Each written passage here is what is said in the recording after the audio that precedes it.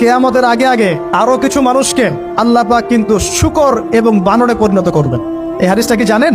হাদিসটা শুনে রাখেন, এটা আখিরুজ জামান বা কিয়ামতের আলামত সংক্রান্ত হাদিসগুলোর মধ্যে পাবেন।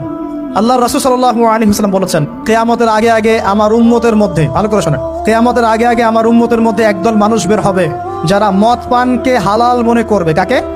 মদ পান করাকে হালাল মনে করবে। যারা বাদ্যযন্ত্র, গায়িকা, নায়িকা এগুলো নিয়ে নর্তকী নাচাবে রাতের বেলা, এগুলোকে হালাল মনে করবে। যারা অশ্লীলতা, বেহায়াপনাকে জায়েজ করে নিবে, ঠিক আছে, এরকম কয়েকটা পাপের কথা বলে নবীজি বলছেন একদিন সকালবেলা আল্লাহ পাক তাদেরকে ঘৃণিত বানরে পরিণত করবে। এটা হবে সামনে, কখন কিভাবে হবে আল্লাহ ভালো জানেন। এবার আমি কনসেপ্টে চলে আসি। এই যে পৃথিবীতে নেমে আসলাম, তাহলে আমরা কোত্থেকে আসছি ভাই? আমরা কি পৃথিবীর অধিবাসী ছিলাম? আমরা জান্নাতে ছিলাম, ওখান থেকে আল্লাহ পাক পাঠিয়েছে। এবার পৃথিবীতে এসে আদম আলাইহিস সালামের যুগে খুব একটা দুর্ঘটনা ঘটে নাই, একটা ঘটেছে। কয়টা? একটা।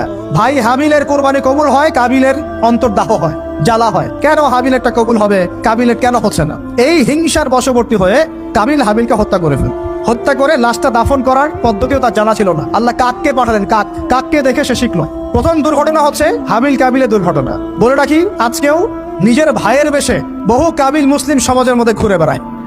নিজের ভাইয়ের লেবাসে, পোশাকে, সুরতেই বহু কাবিল এখনো কিন্তু মুসলিম সমাজে ঘুরে বেড়ায়। তো আমরা কাবিলদেরকে কাবিলের পরিণতি সম্পর্কে সচেতন করতে চাই।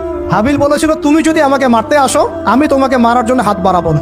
হাবিল জান্নাতে যাবে আর কাবিল জাহান্নামে যাবে। কেন কাবিল জাহান্নামে যাবে? নবীজি বলেছেন, পৃথিবীর প্রথম হত্যাকাণ্ড সংগঠিত করেছে কাবিল।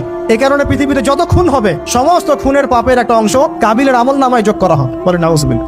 একটা কথা মনে রাখবেন, সদকায়ে জারিয়া যেমন আছে, গুনাহে জারিয়াও আছে। একটা মদের দোকান দিয়েছেন, যত মানুষ মদ খাচ্ছে, সমস্ত গোনার একটা অংশ আপনার কাঁধে আসছে। সিনেমা হল করেছেন, মানুষ সারাদিন নেকটা ছবি দেখে, নগ্ন ছবি দেখে, যত মানুষ এখানে